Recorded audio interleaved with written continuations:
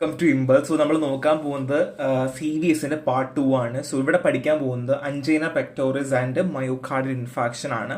So it's very important. കാരണം നമുക്ക് ഇനി ഫാർമക്കോളജിയിലൊക്കെ നമുക്ക് അടുത്ത വർഷമൊക്കെ പഠിക്കാനുണ്ട് കേട്ടോ. ഒരുപാട് ചോദ്യങ്ങളൊക്കെ വരുന്ന ഭാഗമാണ്. സോ ഇപ്പം തന്നെ പഠിച്ചു വെക്കാം.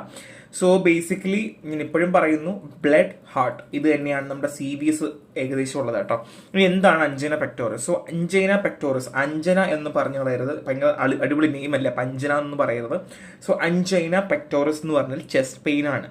അതായത് നമുക്ക് പ്രോപ്പറായിട്ട് ഓക്സിജൻ നമ്മുടെ ഹാർട്ടിൽ ഉണ്ടാവാണ്ട് വരുമ്പോൾ, അല്ലെങ്കിൽ നമുക്ക് ഡിമാൻഡ് ഫോർ ഓക്സിജൻ സപ്ലൈ വരുമ്പോൾ നമുക്ക് ഉണ്ടാവുന്ന ഒരു കണ്ടീഷനാണ് നമ്മൾ അഞ്ജൈന പെക്ടോറിസ് പറയുക, ത്രൂ വീക്ക് കൊറോണറി വെസൽസ് കേട്ടോ. ഇതാണ് സിമ്പിൾ ടേമിൽ പറയുകയാണെങ്കിൽ. സോ ബേസിക്കലി സിംറ്റംസ് പറയുവാണെങ്കിൽ ഇതൊരു ഡിസീസ് ആയിട്ട് നമുക്ക് പറയാൻ പറ്റില്ല. സോ ഇതൊരു set of series of symptoms നമുക്ക് ഒരുപാട് കാണും. സോ ഇസ്കീമിയ ഹാർട്ട് ഡിസീസിന് കാണുന്ന പോലത്തെ സിംറ്റംസ് ഉണ്ടാവും. നെഞ്ചുവേദന, പിന്നെ റേഡിയേറ്റഡ് ടു അവർ ചെസ്റ്റ്, ബാക്ക്, അങ്ങനെയൊക്കെ പോകാറുണ്ട്. സോ പെയിൻ എപ്പോഴും shoulder, arm, jaw, neck and back എന്ന രീതിയിലായിരിക്കും. അങ്ങനെയാണ് നമ്മൾ അഞ്ജൈന അറിയുന്നത് കേട്ടോ. നമ്മുടെ ഷോൾഡർ, ആം, ജോ, നെക്ക്, ബാക്കിലേക്ക് ഇങ്ങനെ വേദന റേഡിയേറ്റ് ചെയ്തുകൊണ്ടേയിരിക്കും. ഈ ഒരു ഭാഗത്ത് ഇങ്ങനെ വന്ന് ബാക്കിലേക്ക് പോയി ഈ ജോലൈൻ വഴി വരികയായിരിക്കും വേദന ഉണ്ടാവുക. ഇങ്ങനെയാണ് നോർമൽ ഉണ്ടാവുക. ഇനി അണ്ടർലൈൻ കോസും ഉണ്ട്. ബേസിക്കലി ഓക്സിജൻ സപ്ലൈ കുറയുമ്പോഴാണ് നമുക്ക് ഈ മയോകാർഡിയയിൽ പ്രശ്നം ഉണ്ടാവുകയും ഡിമാൻഡ് ഉണ്ടാവുകയും അങ്ങനെ അഞ്ജൈന പെക്ടോറിസ് ഉണ്ടാവുന്നത്. അപ്പോൾ അതുകൊണ്ട് ഇതിൽ വേറെ പറയാനൊന്നുമില്ല, എളുപ്പമാണ്, ഇത്രയേ ഉള്ളൂ. സോ ഇതാണ് നമ്മുടെ healthy coronary artery. And so atherosclerosis വന്നൊരു കൊറോണറി ആർട്ടറി ആണ്. സോ അതീറോസ്ക്ലീറോസ് വന്നത് കാരണം അതീറോസ്ക്ലീറോസിന് വെച്ചാൽ ഇവിടെ ഒരു പ്ലാക്ക് ഫോർമേഷൻ ഉണ്ടാവുന്നു കേട്ടോ. ഈ പ്ലാക്ക് ഫോർമേഷൻ ഉണ്ടാവും, ബ്ലഡ് കറക്റ്റ് പോവില്ല, ബ്ലഡിന് തടസ്സം വരികയും അങ്ങനെ ഓക്സിജന് ഡിമാൻഡ് വരുന്നു. ബ്ലഡിൽ കൂടെ ഓക്സിജൻ പോകുന്നത്, അപ്പോൾ ഓക്സിജൻ ഡിമാൻഡ് വരുന്നൊരു പിക്ചറാണ് കൊടുത്തിട്ടുള്ളത്. രണ്ടാമത്, സോ എങ്ങനെയാണ് O2ന്റെ കൺസെപ്ഷൻ വരുന്നത്, എങ്ങനെയാണ് അഞ്ജൈന വരുന്നത്, കൊറോണറി ബ്ലഡ് ഫ്ലോ കുറയുന്നതും അങ്ങനെ വാസോസ്പാസം ഉണ്ടാവുന്നതിൻ്റെ ഒരു ഇത് വരച്ചിട്ടുണ്ട്. സോ ഈ ഒരു ഗ്രാഫ് വരച്ച് വെക്കാമെങ്കിൽ നിങ്ങൾക്ക് ഉറപ്പായിട്ടും മാർക്ക് കിട്ടും കേട്ടോ. അത്ര ഇമ്പോർട്ടൻ്റ് ആണ്. സോ അഞ്ജൈനയുടെ എറ്റിയോളജി എന്തൊക്കെയാണ്? സോ വാസ്കുലർ ഫാക്ടേഴ്സ് ഉണ്ട്. Coronary atherosclerosis, coronary thrombus, coronary vasospasm, transient platelet aggregation. അപ്പോൾ ഇങ്ങനെയൊക്കെ അല്ലെങ്കിൽ ഈ ഒരു വാസ്കുലർ ഫാക്ടേഴ്സ് കാരണം നമുക്ക് അഞ്ജൈന പെക്ടോറിസ് വരാം. എന്തൊക്കെ വരാം? അതീറോസ്ക്ലീറോസ് കാരണം, അല്ലെങ്കിൽ ത്രോംബസ് കാരണം, അല്ലെങ്കിൽ വാസോസ്പാസം കാരണം, അല്ലെങ്കിൽ പ്ലേറ്റ് അഗ്രിഗേഷൻ കാരണം നമുക്ക് എന്ത് ചെയ്യാം? അഞ്ജൈന പെക്ടോറിസ് വരാം. അപ്പോൾ ഈ പ്ലേറ്റ്ലെറ്റിന്റെ പ്ലാക്ക് ഫോർമേഷൻ ആണ് നിങ്ങളിവിടെ കാണുന്നത് അതീറോസ്ക്ലീറോസിൽ. അപ്പോൾ അത് കാരണം നമുക്ക് ഓക്സിജൻ ഡിമാൻഡ് വരാം. സോ ബേസിക്കലി ഫിസിയോളജിക്കൽ ഫാക്ടേഴ്സും ഉണ്ട്. സോ അഡ്രിനർജിക് സിസ്റ്റം സ്റ്റിമുലേഷൻ ആകാം, coronary vasoconstriction, accumulation of vasoconstriction at endothelial injury site. So basically നമ്മുടെ അഡ്രിനർജിക് സിസ്റ്റം സ്റ്റിമുലേറ്റ് ആവുകയാണ് എന്നുണ്ടെങ്കിൽ നമുക്ക് അഞ്ജൈന ഉണ്ടാകാം.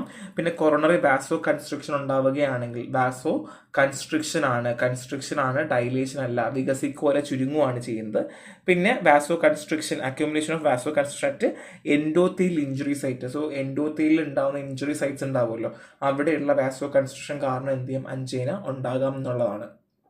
സോ ഇത് അതീറോസ്ക്ലീറോസ് ഉണ്ടാവുന്നതിൻ്റെ ഒരു ഗ്രാഫാണ്. ഇതും പഠിച്ചാൽ നിങ്ങൾക്ക് ഏകദേശം ഫുള്ളും എഴുതാൻ പറ്റും, നിങ്ങൾക്ക് മാർക്കും കിട്ടും കേട്ടോ. ഇനി ടൈപ്പ് ഓഫ് അഞ്ജൈനയാണ് പറയാൻ പോകുന്നത്. First one is stable angina.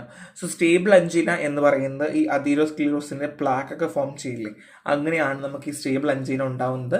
So നമ്മുടെ ലൂമൻ നാരോ ആകുന്നു, ചെറുതായി വരികയും അങ്ങനെ നമുക്ക് ഓക്സിജൻ ഡിമാൻഡ് ഉണ്ടാവുകയും ചെയ്യുന്നു എന്നുള്ളതാണ്. So next one is variant angina, അല്ലെങ്കിൽ പ്രിൻസ് മെറ്റൽസ് എന്ന് പറയും.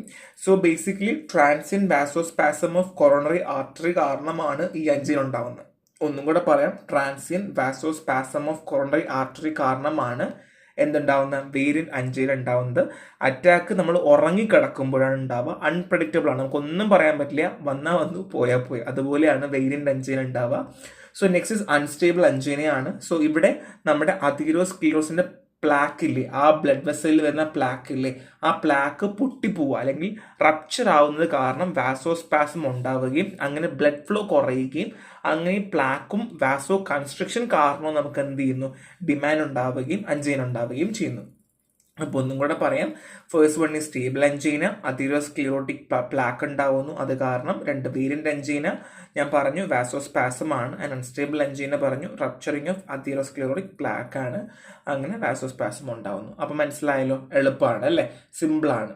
സോ സിംറ്റംസ് ആണ് ചെസ്റ്റ് ഡിസ്കംഫോർട്ട് ഞാൻ പറഞ്ഞു, പെയിൻ റേഡിയേറ്റ് ചെയ്യുന്നു, പിന്നെ shortness of breath, sweating, headache ഉണ്ടാവുന്നു, പിന്നെ മറ്റുള്ള അതർ ഫാക്ടേഴ്സ് ഒക്കെ ഉണ്ടാവുന്നു എന്നുള്ളതാണ്. സോ ഇതൊക്കെ നമ്മൾ ഓൾറെഡി പറഞ്ഞ കാര്യമാണ്, വീണ്ടും വീണ്ടും എക്സ്പെൻസ് ടൈം കളയുന്നില്ല. എങ്ങനെ ഡയഗ്നോസ് ചെയ്യാം? Physical examination. ഒരു പേഷ്യന്റ് പറയുന്ന കാര്യങ്ങളും സിംറ്റംസും വെച്ച് നമുക്ക് ഡോക്ടറിന് പറയാൻ പറ്റും അതാണോ അല്ലയോ. ഇനി ECG എക്സാമിനേഷൻ ചെയ്യാം. ECG വെച്ചിട്ട് മയോകാർഡിയൽ ഇൻഫാക്ഷൻ ആണോ എന്നൊക്കെ അറിയാൻ പറ്റും. ഈ പറയാമെന്ന് കൊറോണറി ആൻജിയോഗ്രഫി ആണ്. സോ കൊറോണറി ആൻജിയോഗ്രഫി എന്ന് പറയുന്നത് നോൺ ഇൻവസീവ് ടെസ്റ്റ് ആണ്. അതായത് ഒരാളുടെ ശരീരത്തിൽ ഒരു സാധനം കയറ്റിയിട്ടോ അല്ലെങ്കിൽ നമ്മൾ അങ്ങനെ ഡയഗ്നോസ് ചെയ്യുന്ന മെത്തേഡ് അല്ല. സോ ബേസിക്കലി എത്രത്തോളമാണ് സിവിയറിറ്റി ഉണ്ടെന്ന് മാത്രമേ അറിയാൻ പറ്റുള്ളൂ, അല്ലാതെ വേറൊന്നും നമുക്ക് അറിയാൻ പറ്റില്ല. പക്ഷെ ആൻജിയോപ്ലാസ്റ്റി ചെയ്യേണ്ട ആവശ്യം ഉണ്ടും താനും. So next one is radio nuclide imaging ആണ്. സോ ബേസിക്കലി നമ്മൾ ഇസ്കീമിയ ഉണ്ടോ ഇല്ലെന്ന് കൺഫേം ചെയ്യുകയാണ് ചെയ്യുന്നത്. നമ്മുടെ എത്ര സെൽസുകൾ ഇൻവോൾവ് ആയിട്ടുണ്ട് എന്നൊക്കെ അറിയുന്ന ഒരു ഇമേജിംഗ് ടെസ്റ്റ് ആണ് radionuclide imaging. So physical examination, ECG, coronary angiography. So ഇത് നമുക്കൊരു കൺഫേം ടെസ്റ്റ് എന്ന് പറയാൻ പറ്റില്ല, നമുക്ക് അറിയാൻ പറ്റത്തേ ഉള്ളൂ. ആൻഡ് റേഡിയോ ന്യൂക്ലിയഡ് ഇമേജിംഗ് ആണ്. ഓക്കെ അല്ലേ? സോ നെക്സ്റ്റ് മയോകാർഡിയൽ ഇൻഫാക്ഷൻ ആണ്, MI എന്ന് പറയും കേട്ടോ. ഇത് പെർമനന്റ് ഡിസ്ട്രക്ഷൻ ആണ്. മയോകാർഡിയൽ സെൽസ് ഉണ്ടായി കഴിഞ്ഞാൽ പിന്നെ നമുക്കൊന്നും ചെയ്യാൻ പറ്റില്ല, ആ സെൽ ഡാമേജ് ആവും. സോ ഇവിടെ സിവിയർ ആയിട്ട് ഓക്സിജൻ ഉണ്ടാവാണ്ട് വരിക, ലാക്കിംഗ് വരിക, ഡിമാൻഡ് വരുമ്പോൾ ഉണ്ടാവുന്ന ഒരു കണ്ടീഷനാണ് MI എന്ന് പറഞ്ഞാൽ. സോ മയോകാർഡിയൽ ടിഷ്യൂ ഉണ്ടാവുകയും അങ്ങനെ ഓക്സിജൻ ഡിമാൻഡ് ഉണ്ടാവുകയും ബ്ലഡ് ഫ്ലോ കുറയുന്നതിന് കാരണത്താലാണ് ഇത് ഉണ്ടാവുന്നത്, നമ്മൾ ഓൾറെഡി അറിയാം. സോ ക്ലാസിഫിക്കേഷൻ ഉണ്ട്. MI നമ്മൾ അക്യൂട്ട് കൊറോണറി സിൻഡ്രം എന്ന് പറയുന്നുണ്ട്. അവിടെ തന്നെ സഡൻ അല്ലെങ്കിൽ ഷോർട്ട് ടേം ചേഞ്ചസ് ഉണ്ടാവുന്നു. ഹാർട്ടിൽ ഉണ്ടാവുന്ന ബ്ലഡ് ഫ്ലോയ്ക്ക് ഉണ്ടാവുന്ന സഡനോ അല്ലെങ്കിൽ ഷോർട്ട് ടേം ആയിട്ടുള്ള ചേഞ്ചസ് കാരണമാണ് നമുക്ക് അക്യൂട്ട് കൊറോണറി സിംറ്റംസ് ഉണ്ടാവുന്നത്. ലൈക്ക് MI എന്ന് പറയുന്ന ഒരു അക്യൂട്ട് കൊറോണറി സിൻഡ്രം തന്നെയാണ്, അല്ലെങ്കിൽ ഒരു ടൈപ്പ് ഓഫ് ആണ് എന്ന് പറയുന്നു. അതിന് കാരണം എന്ന് പറയുന്ന ഒരു short term changes of heart blood flow കാരണമാണ്. സോ മെക്കാനിസം നമ്മൾ അതീറോസ്ക്ലിറോസിസ് പറഞ്ഞില്ലേ, അത് പറയുമ്പോൾ എങ്ങനെയാണ് നമുക്കൊരു പ്ലാറ്റ്ഫോം ചെയ്യുന്നു, ബ്ലഡ് കിട്ടുന്നില്ലല്ലേ, അതേപോലെ തന്നെയാണ് ഒന്നെങ്കിൽ അതീറോസ്ക്ലിറോസിസ് ആകാം, ഇല്ലെങ്കിൽ occlusion of an artery by embolus or thrombus. നമ്മുടെ ഈ വരുന്ന ഈ ആർട്ടറി ഉണ്ടാവില്ല, ആർട്ടറിക്കകത്ത് ഒന്നെങ്കിൽ ത്രോംബസ് ഫോർമേഷനോ അല്ലെങ്കിൽ എംബോളസ് ഫോർമേഷൻ, എംബോളെ ഫോം ചെയ്യുന്നത് കാരണമോ എന്ത് ചെയ്യാം, നമുക്കിത് വരാം എന്നുള്ളതാണ്. സോ ഈ മയോകാർഡിയൽ ഇൻഫെക്ഷന്റെ ഒക്കെ ഇമേജ് ഒക്കെ ഉണ്ട് കേട്ടോ. നിങ്ങൾ നെറ്റ് നോക്കുവാണെന്നുണ്ടെങ്കിൽ അതിന്റെ ഇമേജുകൾ കിട്ടും, അല്ലെങ്കിൽ വീഡിയോസ് കിട്ടും. അത് കാണുമ്പോൾ തന്നെ നിങ്ങൾക്ക് മനസ്സിലാവുണ്ടായിരിക്കും എന്താണ് എംബോളസ്, എന്താണ് ത്രോംബസ്. സോ എംബോളസ് എന്ന് പറഞ്ഞാൽ നമ്മുടെ ബ്ലഡ് വെസലിലൂടെ മൂവ് ചെയ്യുന്ന ഒരു സാധനത്തിനെയാണ് നമ്മൾ എംബോളസ് എന്ന് പറയുക. അത് ബ്ലഡ് ക്ലോട്ട് ആകാം അല്ലെങ്കിൽ എന്ത് വേണമെങ്കിലും ആകാം. അത് കുഞ്ഞ് കാപ്പിലറീസ് അല്ലെങ്കിൽ കുഞ്ഞ് വെസൽസിലേക്ക് പോകുമ്പോൾ അത് ക്ലോട്ട് ആവുകയും അവിടെ ഇരുന്നിട്ട് ഫർദർ ബ്ലഡിന് മൂവ് ചെയ്യാൻ വേണ്ടി സമ്മതിക്കില്ല. ആൻഡ് ത്രോംബസ് എന്ന് വെച്ചാൽ ബ്ലഡ് ക്ലോട്ട് തന്നെയാണ്, അത് വെയിനിലേക്ക് പോകുന്നതാണ്. ദാറ്റ് മീൻസ് അത് കടന്നു പോവുകയും അങ്ങനെ എന്ത് ചെയ്യില്ല, നമുക്ക് ബ്ലഡ് പാസ്സാവാതിരിക്കുന്നതിനാണ് നമ്മൾ പറയുക ത്രോംബസ്. സോ എംബോളസ് വെച്ചാൽ അത് ബ്ലഡ് തന്നെ ആവണമെന്നില്ല, വേറെ എന്ത് വേണമെങ്കിലും ആവാം കേട്ടോ. സോ ഞാൻ എല്ലാം പറഞ്ഞു, MI പെർമനന്റ് ഡിസ്ട്രക്ഷൻ ആണ്, അത് മറന്നു പോകരുത്. സോ ഇതാണ് blockage in artery and muscle damage ഉണ്ടായിക്കഴിഞ്ഞാൽ നമുക്ക് ഒന്നും ചെയ്യാനില്ല, വേറൊന്നും പറയാനും ഇല്ല കേട്ടോ. സോ ലൊക്കേഷൻ പറയുവാണ്. സോ ഇത് പറ്റുന്നവരാണെങ്കിൽ പഠിക്കുക, ഇല്ലെങ്കിൽ പഠിക്കാൻ നോക്കരുത്, തെറ്റിപ്പോകും. So first one is transmural infarction. Type പറയാം കേട്ടോ, ട്രാൻസ്മ്യൂറൽ ഇൻഫ്രാക്ഷൻ ആണ്. So extend through whole thickness of heart muscle usually from the complete occlusion. So നമ്മുടെ ഹോൾ ആയിട്ടുള്ള തിക്കനായിട്ടുള്ള എല്ലാ മസിലിനെയും ബാധിക്കുന്നതാണ് എന്ത്, ട്രാൻസ്മ്യൂറൽ ഇൻഫ്രാക്ഷൻ. രണ്ട് സബ് എൻഡോ കാർഡിയൽ ഇൻഫ്രാക്ഷൻ ആണ്. സ്മോൾ ഏരിയ, നമ്മുടെ ഏതെങ്കിലും സബോ കാർഡിയൽ വാളിലോ അല്ലെങ്കിൽ സെപ്റ്റത്തിലോ അല്ലെങ്കിൽ പാപ്പിലറി മസിലിലോ മാത്രം അഫക്ട് ചെയ്യുന്നതിനാണ് നമ്മൾ സബ് എൻഡോ കാർഡിയൽ ഇൻഫ്രാക്ഷൻ എന്ന് പറയുക. And next one is septal MI അല്ലെങ്കിൽ ആന്റിയർ MI. സോ ബേസിക്കലി സെപ്റ്റം എന്ന് പറയുമ്പോൾ നമുക്കറിയാമല്ലോ, ലെഫ്റ്റ് ആന്റിയർ ഡിസെൻഡിങ് ആർട്ടറിൽ അല്ലെങ്കിൽ LADയിൽ വരുന്ന അതാണ് ആന്റിയർ അല്ലെങ്കിൽ സെപ്റ്റൽ MI എന്ന് പറഞ്ഞാൽ. നെക്സ്റ്റ് വൺ ഈസ് പോസ്റ്റീരിയൽ അല്ലെങ്കിൽ ലാറ്ററൽ MI ആണ്. ഇത് നമ്മുടെ ആർട്ടറിയുടെ സർക്യൂംഫ്ലെക്സിന്റെ അവിടെ ഉണ്ടാവുന്ന ഒബ്സ്ട്രക്ഷൻ, തടസ്സം കാരണം ഉണ്ടാവുന്നതാണ്. And next one is inferior MI ആണ്, obstruction of right coronary artery ഉണ്ടാവുന്ന ഒബ്സ്ട്രക്ഷൻ ആണ്. അപ്പൊ ഞാൻ എന്തുകൊണ്ടാണ് പഠിക്കേണ്ടതെന്ന് പറഞ്ഞാൽ, ഒന്നുകിൽ നിങ്ങൾ ഇത് പഠിക്കുക, ഇല്ലെങ്കിൽ ഇത് പഠിക്കുക. പറ്റുന്നവരാണ് രണ്ടും പഠിക്കുക. കാര്യം എന്താ വെച്ചാൽ ഇറ്റ്സ് വെരി ഇമ്പോർട്ടൻറ്റ്. തെറ്റിപ്പോയി കഴിഞ്ഞാൽ നിങ്ങൾക്ക് മാർക്ക് കിട്ടില്ല, ഉറപ്പാണ്. അപ്പൊ അതുകൊണ്ട് മറന്നു പോകരുത്. Sub endocardial infarction, anterior, posterior and inferior. ഇപ്പൊ ഇത്രയുമാണ് നമുക്ക് ഉള്ളത് കേട്ടോ, മറന്നു പോകരുത്. സോ ഇത് നമ്മുടെ ഹാർട്ടിന്റെ ബാധിക്കുന്ന ഭാഗങ്ങളുടെ ഒരു പിക്ചറാണ്, നിങ്ങൾക്ക് സമയം കിട്ടുമ്പോൾ നോക്കിക്കോളൂ. സോ എറ്റിയോളജി ഉണ്ട്, റിസ്ക് ഫാക്ടേഴ്സ് ഉണ്ട്, hyperlipidaemia, hypertension, obesity, physical inactivity, stress, smoking, diabetes mellitus കാരണമൊക്കെ ഉണ്ടാവുമെന്നുള്ള കണ്ടീഷനാണ്.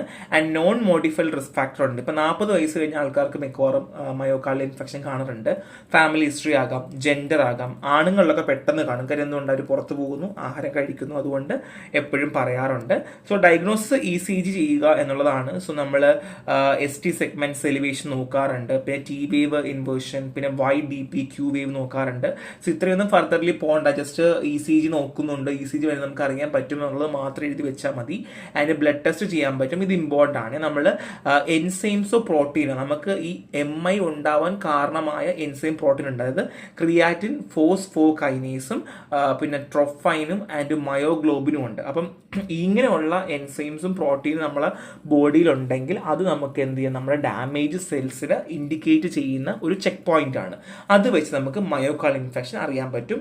ആൻഡ് എക്കോ കാർഡിയോഗ്രാഫി, എക്കോ ചെയ്ത് എല്ലാവർക്കും അറിയാൻ പറ്റും അല്ലേ. സോ ഏത് ഭാഗത്താണ് പ്രശ്നമുള്ളത്, ഏത് വെൻട്രിക്കിളിനാണ് പ്രശ്നമായിട്ടുള്ളത്, അബ്നോർമാലിറ്റി ഉണ്ടോ, ഏതെങ്കിലും അഫക്റ്റ് ചെയ്യുന്നുണ്ടോ അറിയാൻ പറ്റും.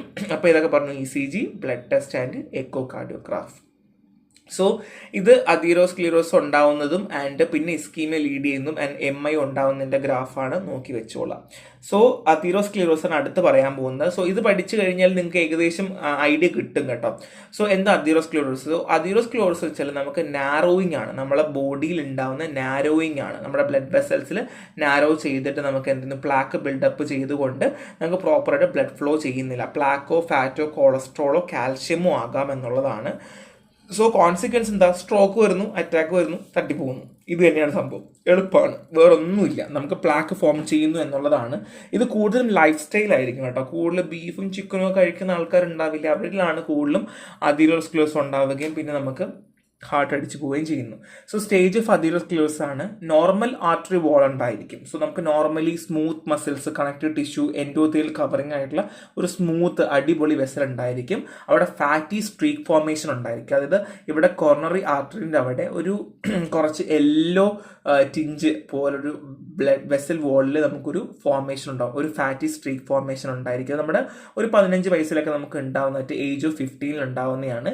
ആൻഡ് സ്റ്റേബിൾ പ്ലാക്ക്, അതായത് ഇത് പ്രോഗ്രസീവ്ലി ചേഞ്ച് ചെയ്ത് അത് എൻഡോത്തീലിയമായിട്ട് മാറും. Progressive changes in endothelium and covering by collagen forming greyish or whitish plaque. So ഈ ഒരു ഗ്രാജുവലി ഉണ്ടാവുന്ന ചേഞ്ചസ് കാരണം, എൻഡോത്തീലിയത്തിൽ ഉണ്ടാവുന്ന ചേഞ്ചസ് കാരണം ഒരു കൊളാജൻ ഫോം ചെയ്ത് ഗ്രേയിഷ് വൈറ്റ് പ്ലാക്ക് ആയിട്ട് മാറുന്നു. പിന്നെ അത് വൾണറബിൾ പ്ലാക്ക് ആയിട്ട് മാറുന്നു. പിന്നെ ഡേഞ്ചർ സ്റ്റേജിലേക്ക് പോവുകയും പിന്നെ അത് പൊട്ടിപ്പോവുകയും ത്രോംബസ് ഫോം ചെയ്യുകയും അത് ബ്ലോക്കേജ് ആവുകയും പിന്നെ എന്ത് ചെയ്യില്ല, ബ്ലഡ് പോവത്തുമില്ല. അങ്ങനത്തെ രീതിയിലേക്ക് മാറിപ്പോകുന്നു. അപ്പോൾ ഒന്നും കൂടെ പറയാം, അതീറോസ്ക്ലീറോസ് നോർമൽ ആർട്ടറി വാൾ ഉണ്ട്. സോ അവിടെ smooth muscle, connective tissue, endothelial covering ഉള്ള ഒരു സ്മൂത്ത് ആയിട്ടുള്ള ഒരു ഭാഗമാണ് ഒരു ഫാറ്റി സ്ട്രീക്ക് ഫോർമേഷൻ. സോ നമ്മുടെ കൊറോണറി ആർട്ടറിയിൽ ഒരു 15 വയസ്സൊക്കെ ആകുമ്പോൾ ഡെവലപ്പ് ആവുകയും അതൊരു യെല്ലോ സ്റ്റിഞ്ച് വെസൽ വാളുകൾ ഫോം ചെയ്യുകയും ചെയ്യുന്നു. ആൻഡ് സ്റ്റേബിൾ പ്ലാക്ക് ഫോം ചെയ്യുന്നു. ആ പ്ലാക്ക് ഒരു ഫിബ്രസ് പ്ലാക്ക് വരികയും അത് പ്രോഗ്രസീവ് ചേഞ്ച് ഇൻ എൻഡോത്തീലിയം ഉണ്ടാവുകയും and covering by collagen and greyish or whitish plaque form ചെയ്യുന്നു. ഓക്കെ അല്ലേ? പിന്നെ വൾണറബിൾ പ്ലാക്ക് ആവുകയും ഡേഞ്ചർ സ്റ്റേജിലേക്ക് മാറുകയും ആൻഡ് ഇൻസ്റ്റബിലിറ്റി ഉണ്ടാവുകയും റപ്ചർ ആവുകയും അങ്ങനെ ക്ലോട്ട് ഫോം ചെയ്യുന്ന രീതിയിലേക്ക് മാറുന്നു എന്നുള്ളതാണ്. സോ ഡയഗ്നോസ്റ്റിക്സ് എങ്ങനെയാണ്? History, physical examination, blood studies നമുക്ക് ചെയ്യാം, ഇമേജിങ് ചെയ്യാം ആൻഡ് പ്രിവെന്റീവ് സ്ട്രാറ്റജി, നമുക്ക് പ്രോപ്പർ ഡയറ്റുകളൊക്കെ എടുത്തുകൊണ്ട് നമുക്ക് ചെയ്യാം. അപ്പോൾ ഇതെല്ലാം സെയിമാണ്, നമ്മൾ ഇത്രയും പഠിച്ചല്ലോ, എല്ലാം സെയിം തന്നെയാണ്.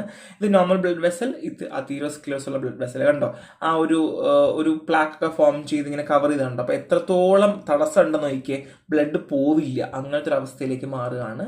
സോ ഇത് അതീറോസ്ക്ലീറോസിന് ഓവർവ്യൂ ആണ്. സോ ജസ്റ്റ് നിങ്ങൾ വായിച്ചാൽ മതി, ഭയങ്കര എളുപ്പമാണ്, വേറൊന്നുമില്ല. പിന്നെ എറ്റിയോളജി ഞാൻ പറയുന്നുണ്ട്, എന്തൊക്കെ മേജർ റിസ്ക്, മൈനർ റിസ്കുകളുണ്ട്. Major risk age, sex, genetic factors, family, പിന്നെ അതൊക്കെയാണ്. പിന്നെ ഹൈപ്പർ ലിപ്പിഡീമിയ, ഹൈപ്പർ ടെൻഷൻ കാരണമൊക്കെ നമുക്ക് എന്ത് ചെയ്യാം, നമുക്ക് അതീറോസ്ക്ലീറോസ് ഉണ്ടാകാം. Minor risk obesity, physical inactivity, പിന്നെ സ്ട്രെസ്ഫുൾ ലൈഫ്, ആൽക്കഹോൾ കുടിക്കുന്ന ആൾക്കാർ, എൻവയോൺമെന്റ് ഇൻഫ്ലുവൻസ് ഒക്കെയും ഒരു പ്രശ്നം തന്നെയാണ്. അപ്പോൾ ഈ 2 ഫാക്ടേഴ്സ് ഉള്ളത്, മേജറും ഉണ്ട് മൈനറും ഉണ്ട്. അപ്പോൾ ഇതൊക്കെ അറ്റ്ലീസ്റ്റ് പഠിച്ചു വെക്കാം. ഇതൊക്കെ നമുക്ക് എഴുതാൻ പറ്റുന്നതാണ്. അതീറോസ്ക്ലീറോസ് വെച്ചാൽ നമുക്ക് എഴുതി വെക്കാൻ പറ്റുന്ന ഭാഗമാണ്. എന്തായാലും പഠിച്ച് തന്നെ വെക്കുക. സോ ഇത്രയേ ഉള്ളൂ, ഒരു സിമ്പിൾ ചാപ്റ്റർ ആണ്. എല്ലാം കോറിലേറ്റ് ചെയ്ത് പഠിക്കാൻ പറ്റും. എല്ലാത്തിൻ്റെ ഇമേജിങ്, ടെസ്റ്റിങ്ങും ഒക്കെ ഏകദേശം സെയിം ആണ്. പിന്നെ ചെറിയ ചെറിയ മാറ്റങ്ങൾ മാത്രമേ വരുന്നുള്ളൂ. അപ്പോൾ നന്നായിട്ട് പഠിക്കുക, നന്നായിട്ട് വായിക്കുക, വീണ്ടും വീണ്ടും വായിക്കുക, സമയം എടുത്ത് തന്നെ ക്ലാസ് കാണുക. അല്ലാതെ പെട്ടെന്ന് ക്യുക്കായിട്ട് പഠിക്കാൻ നിൽക്കരുത്.